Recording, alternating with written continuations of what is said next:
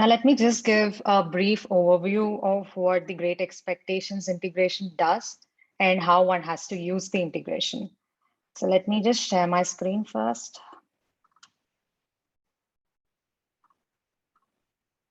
Yep.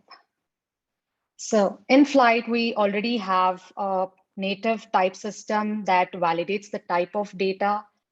But what if we want to validate the data all ends up and we want to make sure that our data follows a specific criteria? In such a case, this plugin comes in handy. With the Great Expectations and Flyte integration, we can make the Flyte pipelines more robust and resilient. We can ensure that new data isn't out of line with the existing data. We can prevent data quality issues, eliminate bad data, etc. Now, how do we define this integration? So this plugin comes in two modes. One is task and the other is type. So what's a task? Task is a simple Flyte task. So you can just assume that this is a predefined Flyte task that you can call from within a task or a workflow. Now, what's a type? A type is a custom type that you could attach to your data. In our case, it's the Great Expectations type. Now, both task and type can accept a string, a Flyte file, or a Flyte schema. A string refers to a file name or a database query. A Flyte file is useful when you have a remote data set. Like say you want to validate the data that's present in a remote CSV file. In such a case, you can use Flyte file. Flyte file automatically downloads the remote data set and the plugin then validates that file. Now, Flyte schema is useful when you have a data frame, like a pandas data frame or a Spark data frame.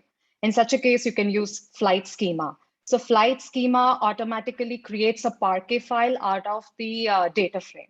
And that is what the plugin validates. So this is basically the inner working of the tool. Now let's just look at a couple of examples to understand these concepts better.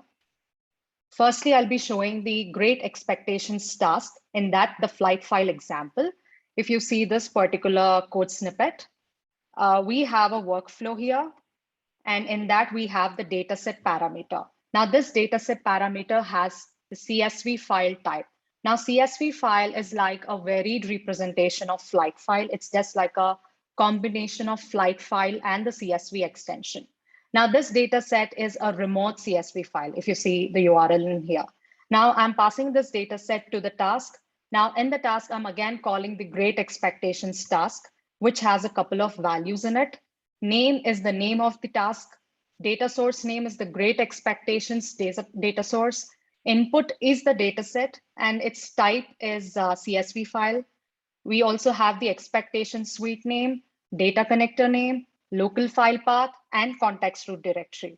So context root directory is the directory in which you have your Great Expectations main configuration file. So if you see this configuration file, this is the Great Expectations configuration file.